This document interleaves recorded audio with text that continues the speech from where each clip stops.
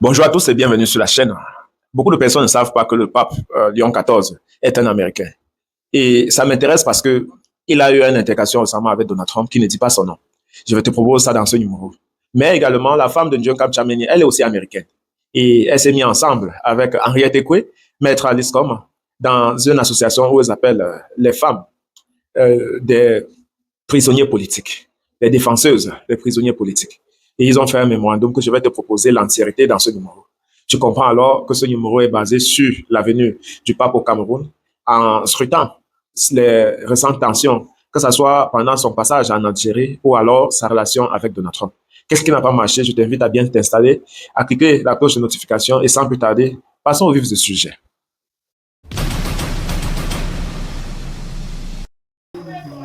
Jusqu'où peut aller la crise entre Donald Trump et le pape américain Léon XVI, Léon XIV, alors que le Cameroun aurait tout misé pour recevoir le pape dans quelques jours seulement, quelques heures. Les nouvelles concordantes ne sont pas assez positives. D'abord, c'est l'Algérie qui a déjà le pape sur son terrain, qui vient d'avoir les coups d'attaque à quelques mètres de Blida. Et comme cela n'était pas suffisant, Donald Trump fait une sortie de piste en disant qu'il ne veut pas un pape qui soutient l'Iran contre la volonté des États-Unis. Et pourtant, il n'exécute que ce que les Américains lui ont voté à faire. Prenons le cas du Venezuela, qui selon Donald Trump vit de ses prisons pour les envoyer aux États-Unis pour que dérangent la sécurité et la paix aux États-Unis. Est-ce que le Cameroun aurait fait un mauvais mise en misant sur le pape pour rétablir la paix et gagner la confiance des citoyens? Merci de répondre, à très bientôt.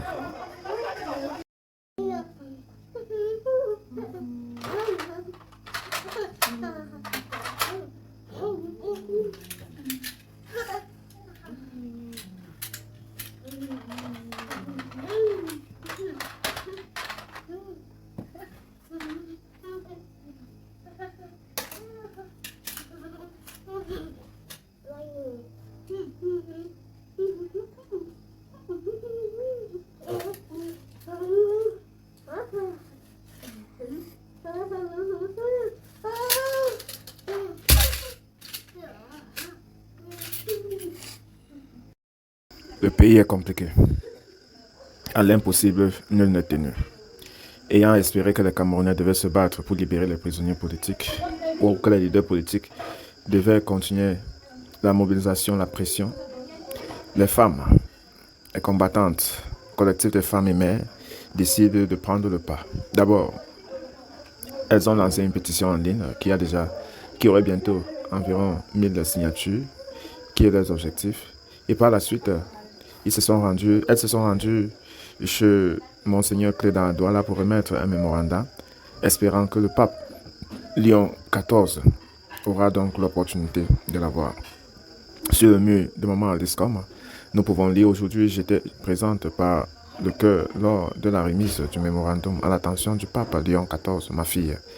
Madame Makani Chameni et ma soeur Maman Henriette Ekwe l'ont remis à Monsieur Monseigneur Cléda, qui aura la charge de le transmettre à qui de droit. Communiqué.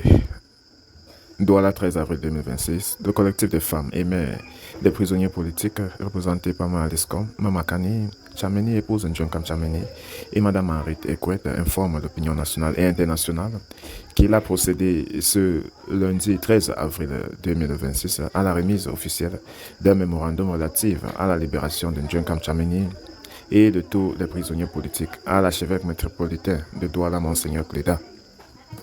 Ce mémorandum adresse à sa sainteté le pape Léon XIV, s'inscrit dans la campagne Paix et Réconciliation, une initiative citoyenne et pacifique visant à attirer l'attention du Saint-Père sur le sort des milliers de prisonniers politiques qui croupissent dans les geôles du Cameroun et a demandé son intercession auprès des autorités camerounaises pour obtenir leur libération.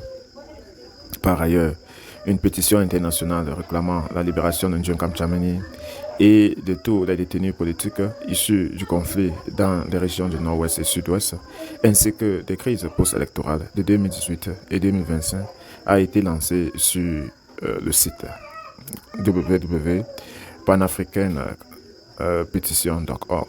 Elle a collecté à ce jour plus de 580 000 signatures, chiffre record exprimant la grande indignation des Camerounais et de la communauté internationale face à la violation des droits humains des citoyens injustement incarcérés.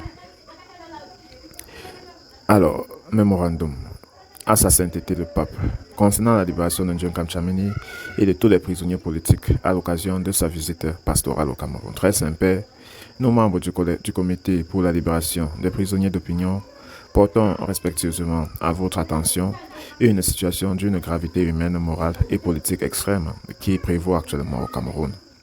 Votre visite au Cameroun intervient dans un contexte de profonde détérioration sociale et politique, marqué par une crise post-électorale persistante, un conflit armé dans les régions du nord-ouest et du sud-ouest, ainsi qu'une restriction croissante des libertés civiques et politiques. Le contexte, une crise multidimensionnelle et persistante. Le Cameroun traverse actuellement une crise profonde, alimentée par plusieurs foyers de tension. Crise post-électorale 2018-2025. Les élections présidentielles de 2018 et 2025 ont suscité de vastes mouvements de contestation populaire, suivis d'une répression marquée par des pertes en vies humaines, des milliers d'arrestations, la détention de nombreux citoyens dans des conditions inhumaines. Crise dans les régions du nord-ouest et du sud-ouest. Dans ces régions, la crise dite anglophone entraîne des violences prolongées, des déplacements internes,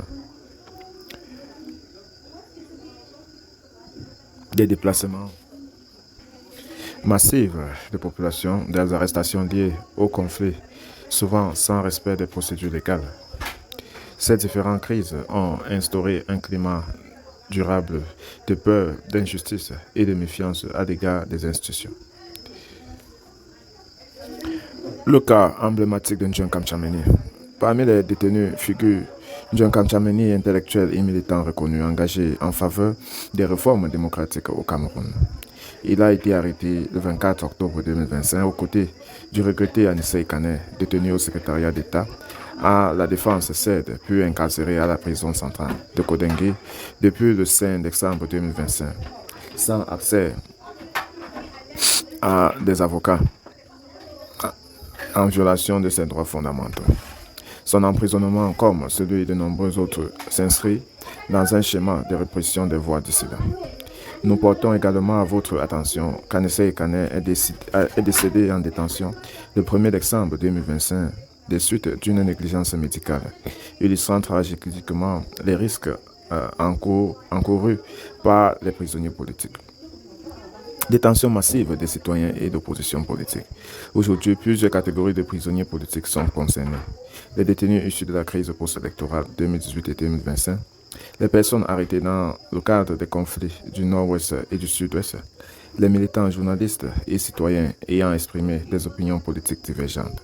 Ces prisonniers d'opinion n'ont pas bénéficié de procès équitables, sont détenus dans des conditions contraires à la dignité humaine, sont pour beaucoup privés de leurs droits fondamentaux. Ces pratiques contreviennent aux principes universels des droits de l'homme, aux valeurs de justice, de la paix et de la dignité humaine que promeut l'Église catholique. Notre appel à votre autorité morale, très Saint-Père, votre voix est une voix morale universelle. Votre présence au Cameroun apporte de l'espoir à un peuple en souffrance. C'est pourquoi nous nous permettons respectueusement de vous adresser cet appel. Nous sollicitons votre intercession afin d'obtenir la libération immédiate et inconditionnelle de John Kamchameni, la libération de tous les prisonniers politiques issus des crises post-électorales de 2018 et de 2025, ainsi que du conflit dans les régions du nord-ouest et du sud-ouest. Pour la paix, la justice et la réconciliation, le Cameroun a besoin de justice pour penser les blessures de vérité, pour assurer la confiance de réconciliation, pour reconstruire la nation. La libération des prisonniers politiques constitue une étape essentielle vers une paix durable. Très Saint-Père, face à la souffrance des innocents, le silence n'est pas une option. vos paroles, vos prières et votre engagement peuvent contribuer à sauver des vies, restaurer l'espoir, ouvrir la voie à la paix. Veuillez agréer l'expression de notre très haute considération et notre profonde espérance. Alors, vous aurez compris que poussé au mur, on est obligé de s'accrocher maintenant au pape pour espérer le miracle. Alors, qu'est-ce qu'on risque? On risque que le silence aurait montré qu'on ne se bat pas assez. Mais si on essaie et que rien ne sort, eh bien, on aurait le mérite d'avoir essayé. Donc, bravo à nos mamans et vivement que cet énième effort puisse apporter des souris. À très bientôt.